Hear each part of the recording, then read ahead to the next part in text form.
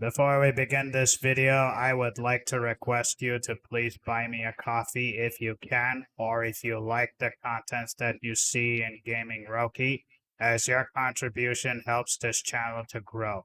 The link is below the description. As much as I love platform and action-adventure games, I was never much of a fan when it comes to Castlevania. The first game, Castlevania, frustrated me a lot because of how stiff the jumps were and the constant number of enemies showing up. The only Castlevania game that I had a good time with is Super Castlevania 4, thanks to the ability to whip in all directions. Past that, I never bothered with the series that much, and I am aware that I missed out on the moving trend the series took, starting from Symphony of the Night, which brought the term Metroidvania by combining both Super Metroid and Symphony of the Night together.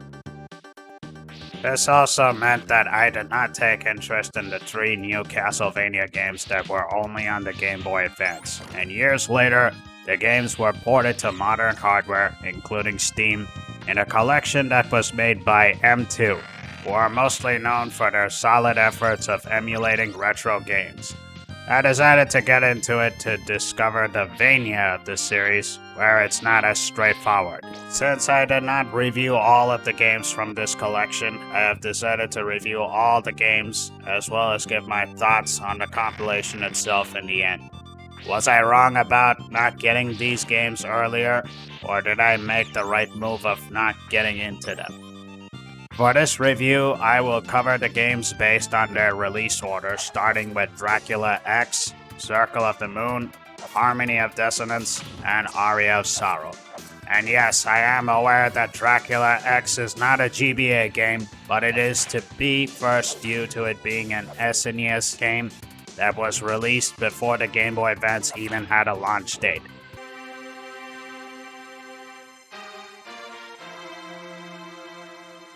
This one won't take long because there is not a whole lot to talk about it. The game starts with a simple cutscene where Transylvania is at peace thanks to Simon Belmont. But darkness still prevails as Dracula came back to life, causing terror once again. This time he kidnaps Annette, Richter's fiancée, and her sister Maria.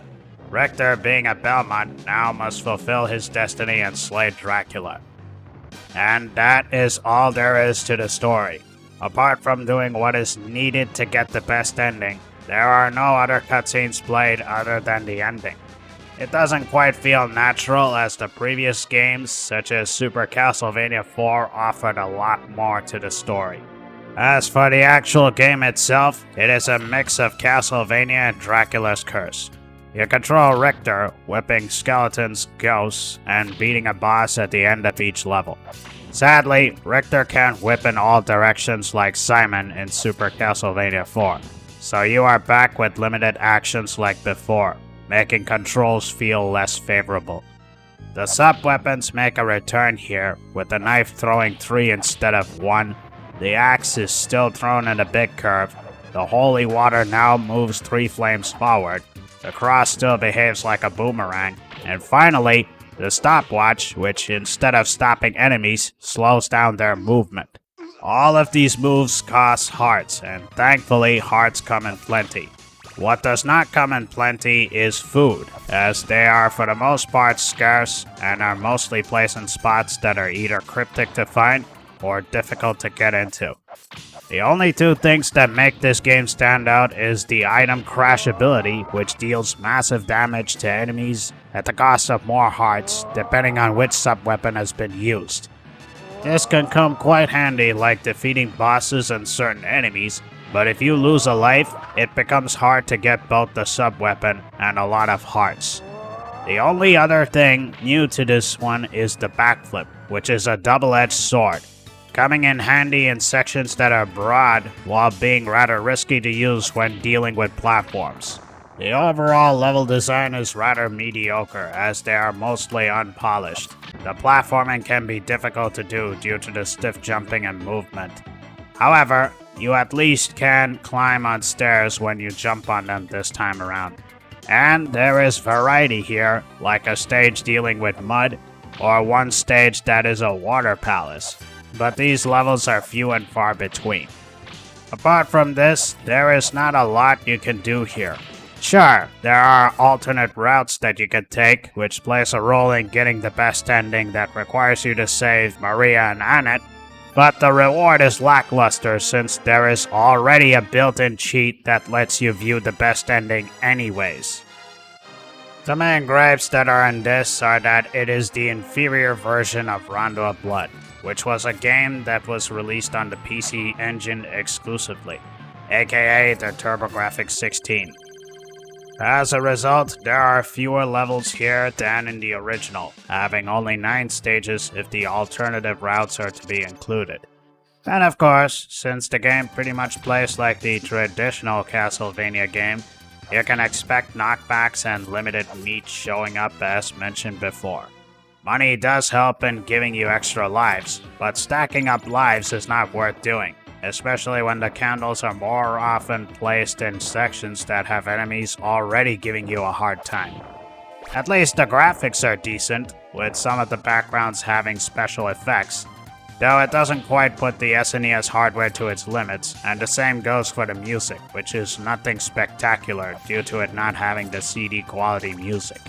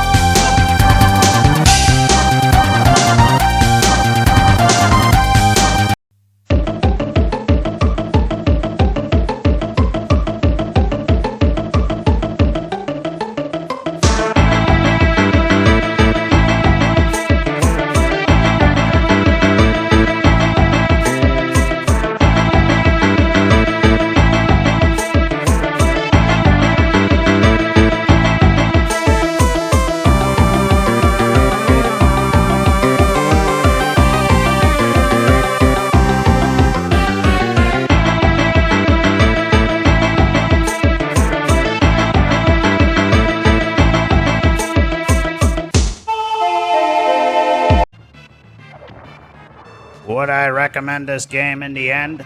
Well, not quite. It feels incomplete even if you do not compare it with Rondo of Blood.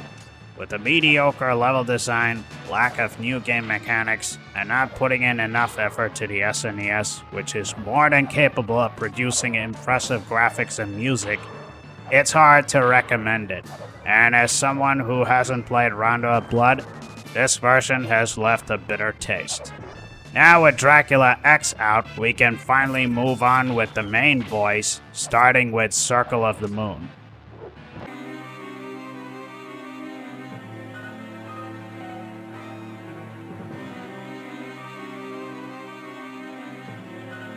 The story takes place in 1830 in an Austrian castle. Dracula is once again revived, but before he could do anything, Morris, his son Hugh, and his pupil Nathan approach him. Dracula decides to take vengeance on Morris and wrecks the floor, splitting them up. Hugh tells Nathan to stay away and runs to find his father. Nathan desires to save his master and slay Dracula once and for all. Overall, the story is decent and certainly a lot better than Dracula X. There are, however, few cutscenes here and not a lot of characters talk. Even the known villain Death says nothing and just fights you. The only time the story has some level of depth is the relationship between Hugh and Nathan, but that is about it. The game mixes classic Castlevania while bringing in elements from Symphony of the Night. You play as Nathan, and he controls pretty much as the Belmonts do, except slightly better when it comes to moving while in midair. Nathan, like Richter, can't whip in all directions, but he can instead use the spin whip. It deals less damage, but it's a lot easier to hit enemies below you, or defeat weaker enemies for easy grinding. The only other basic move you have is sliding, which gets you to narrow gaps. The rest of the moves can only be obtained upon defeating a boss in each area, where you use them mainly for progression. The moves you unlock are a hit and miss. Some of them, like the dash and double jump, are pretty useful, while the wall jump feels clunky, and the tackle can't go through even weaker enemies. The sub-weapons are back and are the usual knife, axe, holy water, and crucifix. But unlike even Dracula X, where sub-weapons are situational, the crucifix, aka the boomerang, in this game is the most useful of them all, as it dishes out a lot of damage and it's quite handy for bosses.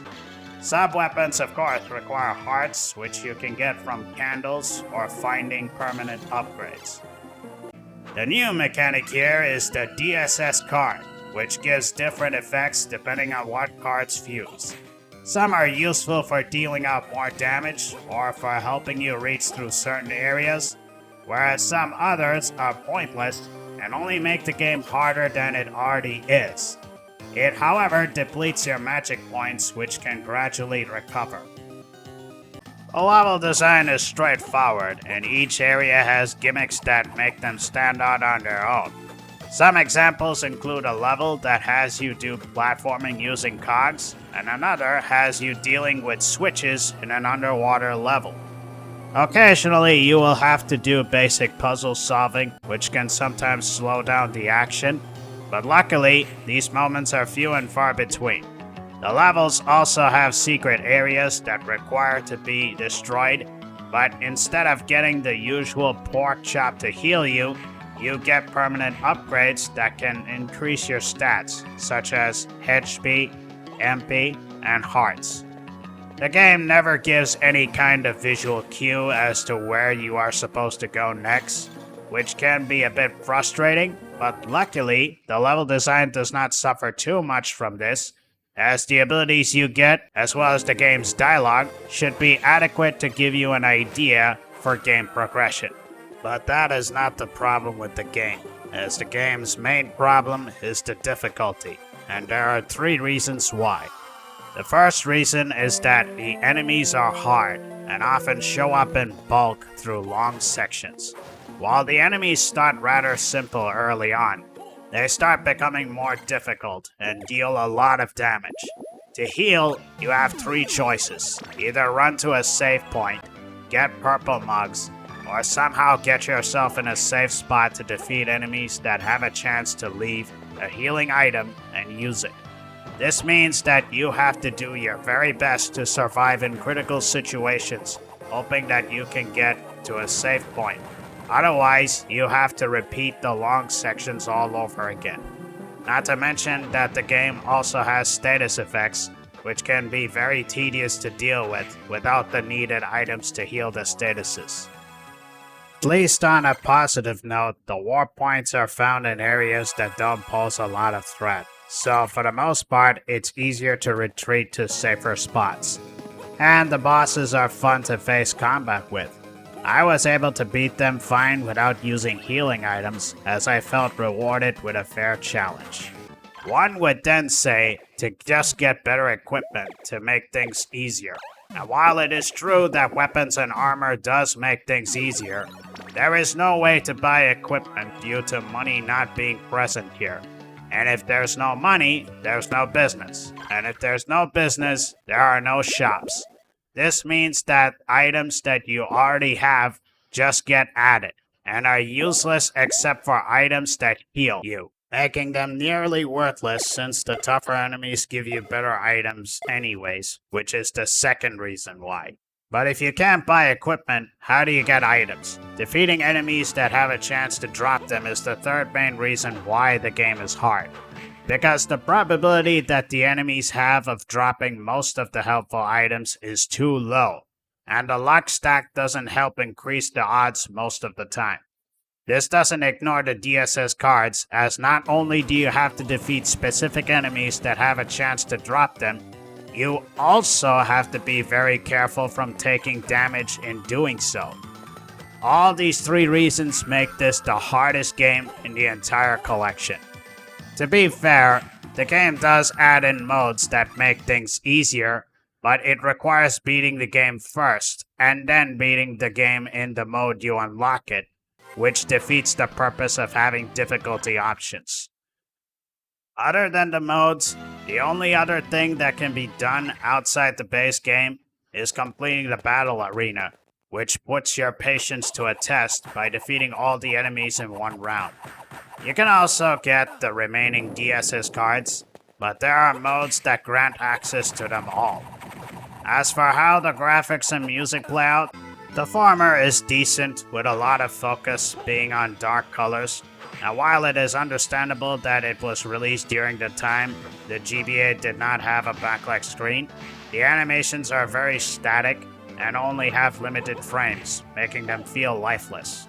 The lava backgrounds, however, are nice, as they fit the feel of Gothic and medieval, such as areas that have paintings on them, or areas with bells ringing. The music, however, is solid, as there are tracks that are both new and old and are very memorable.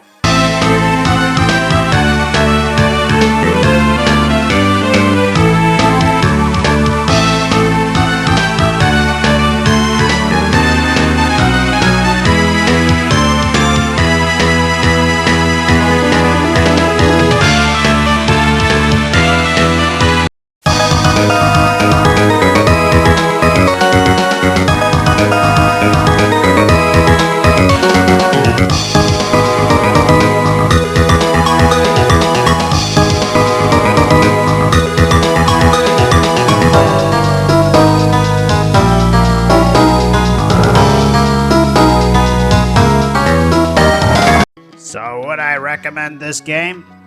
Maybe. The game's difficulty can be a hit and miss. If you want something like a classic Castlevania with tough enemies and limited health options, but with that of having Metroidvania elements in them, then Circle of the Moon is the right punishment for you. If you cannot, however, spend too much time dying on the same sections over again, you might have an easier time with the other two games from the collection.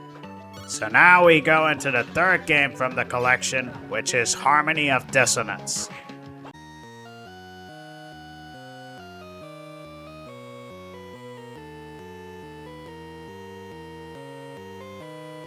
The story takes place 50 years after Simon's timeline.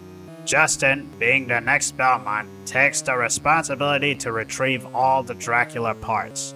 But 2 years later, Maxim, after dealing with intense training, suffers from serious injuries and tells Justin that Lady has been kidnapped in a strange castle. Justin decides to search in the castle to save her.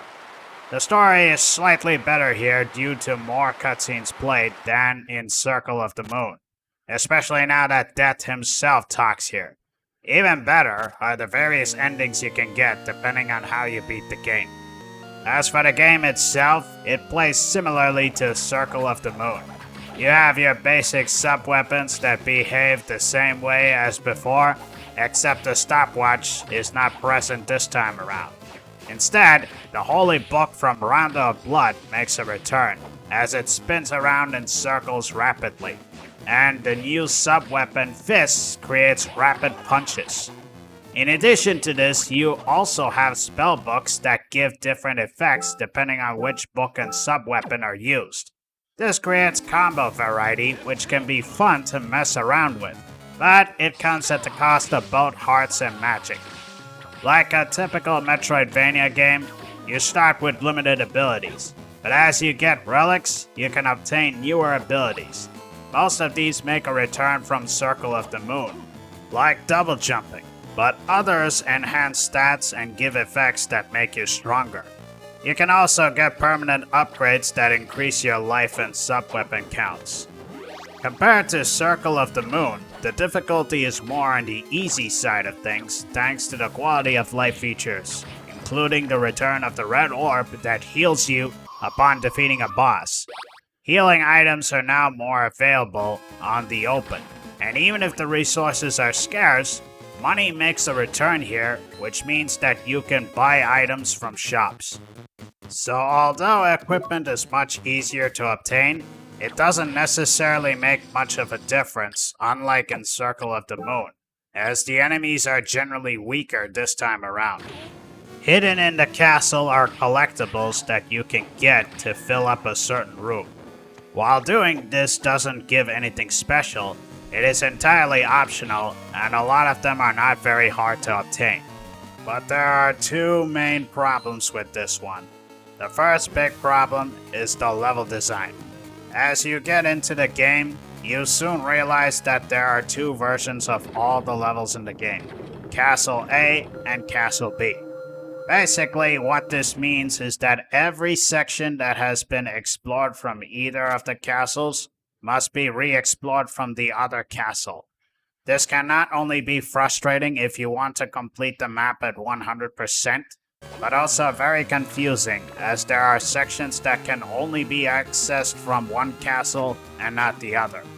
But it does not end there, as this also applies to traversing sections, where many of the shortcuts are blocked, and the design forces you to explore the sections the other way around, which can be very daunting as you do not have abilities that help you speed things up. What makes this worse is the war points that appear throughout are often located in sections that are either too far or not easily approachable. It also doesn't help that the game never actually gives you a heads up on what you have to do next, whether it is after defeating a boss fight or encountering characters from time to time. On top of this, some of the sections are optional, including bosses, so you could potentially end up wasting lots of time thinking you have made progress when you haven't, as the rewards you get during these times are less satisfactory. There are hints that you can get, but the hints do not tell you where to go, and are at best simply there to give you tips on how to make things easier. While you can argue that Metroidvania games are designed to make you eventually discover where to go, in this case, however, it's an exception. The other main problem is the music. It is for the most part horrendous due to it not sounding pleasant, and the tracks are forgettable at best.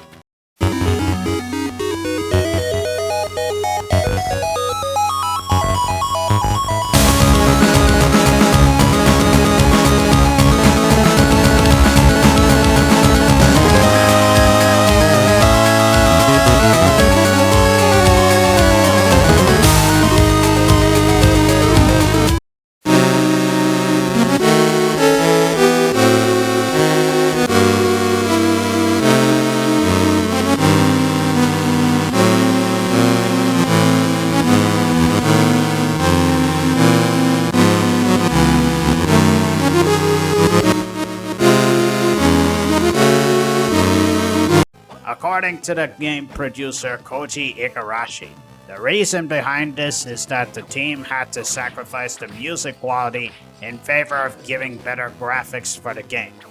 While it is understandable that the GBA is known for its mono sound, most games that were made with the GBA's limitations in mind not only delivered memorable tracks, but also delivered excellent graphics as well. On the bright side, the game does have replay value, to some extent, such as unlocking a boss rush mode, as well as the option to play as Maxim. And the graphics themselves are much better compared to Circle of the Moon, having the vibrant look while still managing to capture the feel of the Gothic theme. From stairways, graves, and this time adding in cool visual effects that give the mode 7.5. So with all of this said, would I recommend this game to anyone? Maybe. The graphics and the gameplay are overall solid, and certainly more approachable to newcomers or casuals alike. The well-detailed graphics are a step forward compared to Circle of the Moon, and the ability to mix spellbooks with sub-weapons creates interesting effects that can be fun to play with. The only problem is the level design structure, and the music, which is no pun intended, a dissonance. If you just want to play an easier Castlevania game and do not care about the cryptic level design, as well as the musical quality, then that is the Harmony of Dissonance. And now we come with the last game in the entire collection, which is Aria of Sorrow.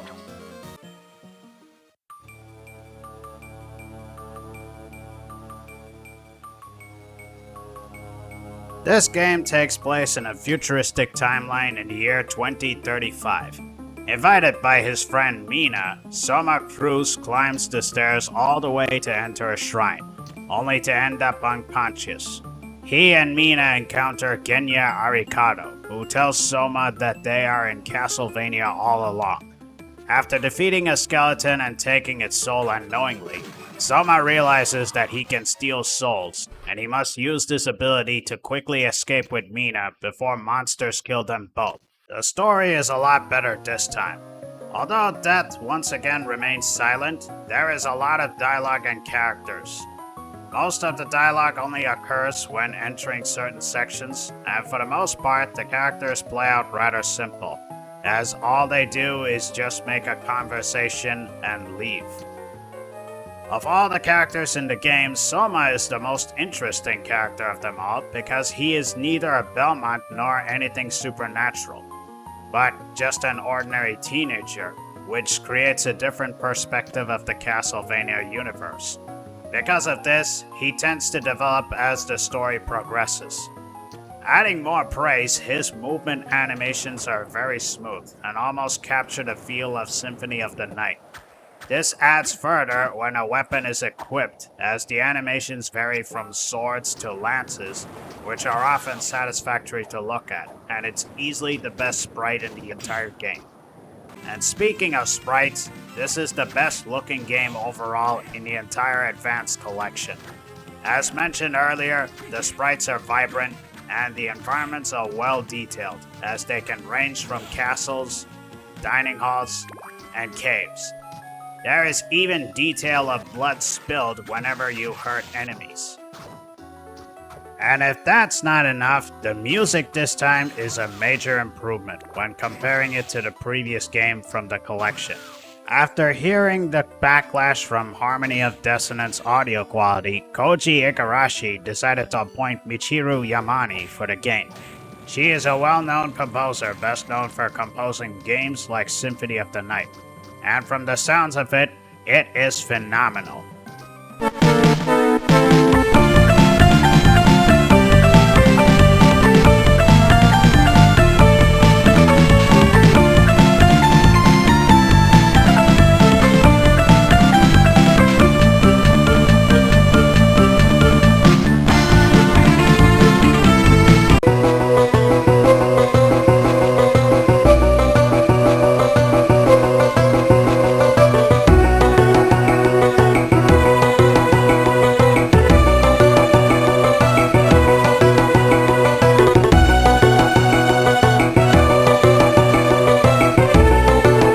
So the graphics and music are great, but what about the gameplay? It starts out bringing what worked with Harmony of Dissonance, having items appearing in the levels, enemies being less powerful, the ability to buy items, and from Circle of the Moon, secret areas that Harmony of Dissonance did not have a lot of, and are for the most part not very hard to discover.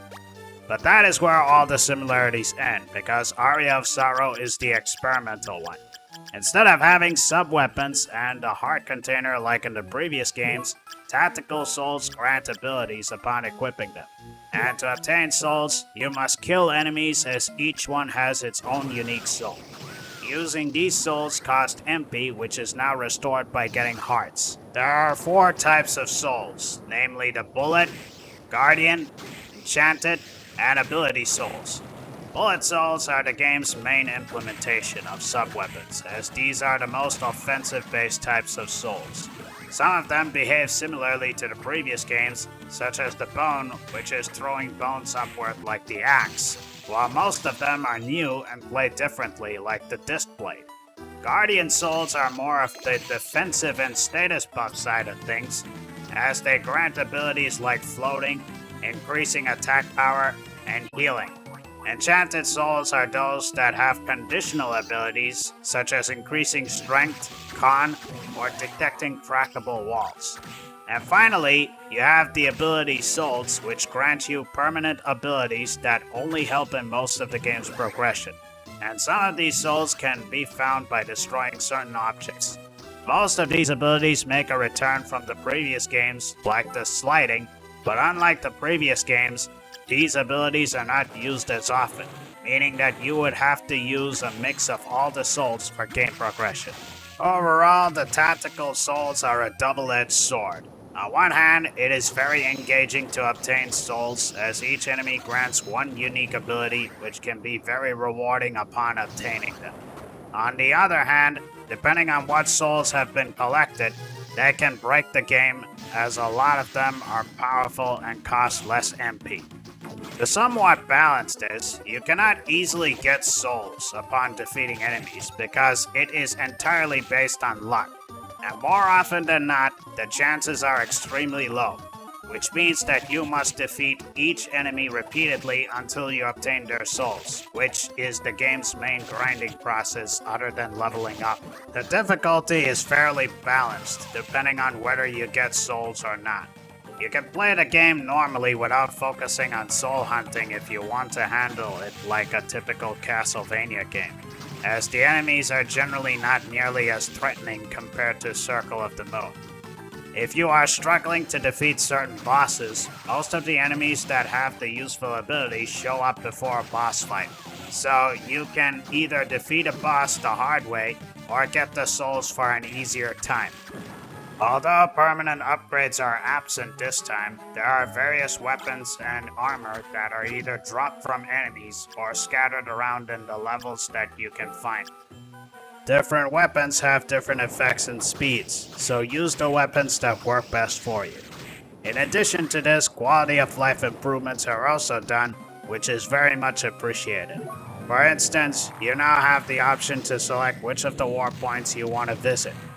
The map design is well constructed, as all the areas are interconnected, which makes it much easier to navigate. And if you happen to have no clue, Mina will guide you as to where you would need to go. But with how the map is well structured, it is generally easy to find out where you are required to go next. And it doesn't stop there, as there is a lot of replay value to be had here, such as the New Game Plus, which allows you to retain most of the souls you have caught, alongside a boss rush, and a mode that lets you play as a new character. And the best part is that there is a hard mode which spices up the difficulty. So would I recommend this game? Absolutely! Compared to the other 3 games, there are not a lot of problems that hinder the overall experience.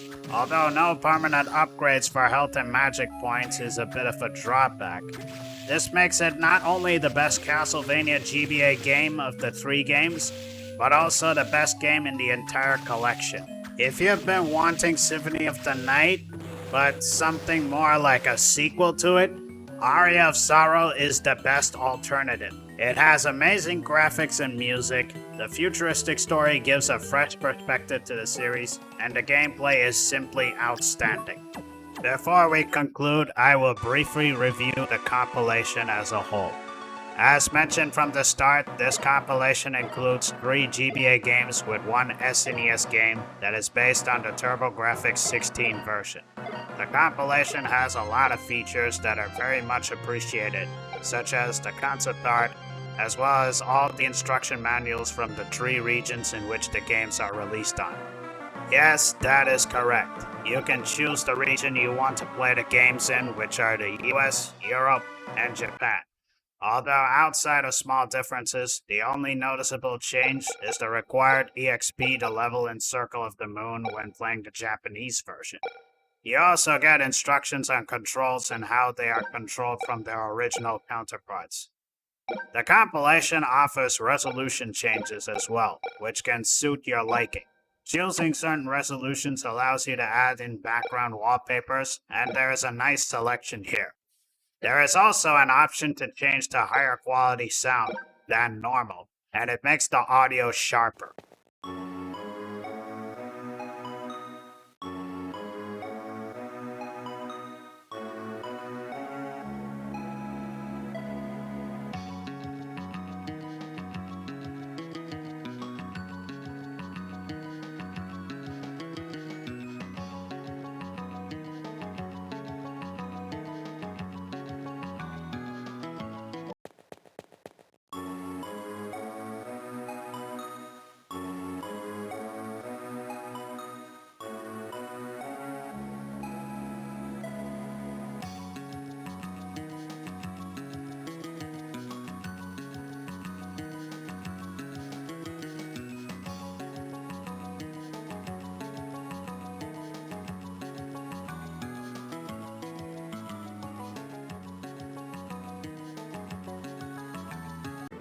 When playing either Circle of the Moon or Aria of Sorrow, you can turn on gadgets that simply tell you what monster gives a DSS card, or if you already have a soul from this monster.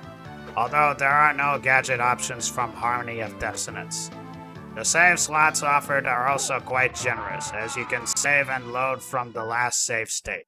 Perhaps the handiest one is the rewind feature, which lets you rewind to certain sections and redo them fast instead of using the save states, allowing some grinding sessions to be a lot faster in the case of DSS cards from Circle of the Moon.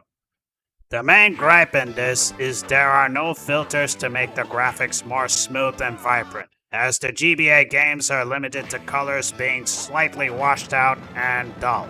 Some features like trading souls from Aria of Sorrow are removed in this collection. Seeing that gadgets indicate DSS and souls, it would have been really handy if the collection offered a guide on game progression. But apart from this, the games are emulated almost perfectly like the original versions. So would I recommend this collection? Absolutely! For those who have not played the GBA games, this is the most accessible way to play them all. You get 3 Metroidvania classics plus 1 SNES game. Even if you have a hard time with some of the games, the collection makes up for it with its save states and rewind feature.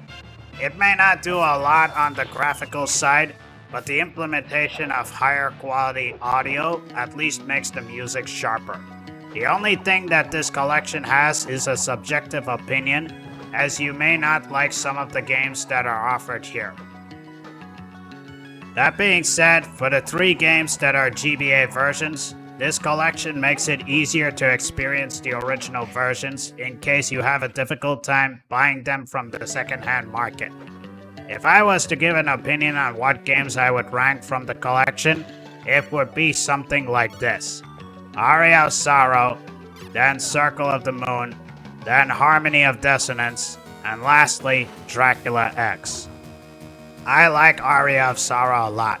The tactical souls not only offer a unique twist to the series, but manage to still retain the feel of Castlevania. The difficulty may be on the tame side, but the challenges offered for its replay value more than make up for it. While Circle of the Moon can be unforgiving, it has fun boss fights and mixes classic Castlevania with RPG elements. I would have liked Harmony of Dissonance more than Circle of the Moon if it were not for its atrocious level design and the music. Dracula X just feels mediocre at best, as there isn't anything new offered here apart from level routes, which is still pointless. I was satisfied overall with the collection, and hopefully Konami does more Castlevania collections like this. Well, that is it for this review, folks, and man, this one took a long time to make. If you have enjoyed this review, why not give that subscribe button a smash and hit that like button. Also, if you would like to see more reviews from Gaming Roki, consider buying me a coffee, as these reviews take a lot of time to make, and your contribution helps immensely. And in the meantime, thank you for watching Gaming Roki. Have a good one.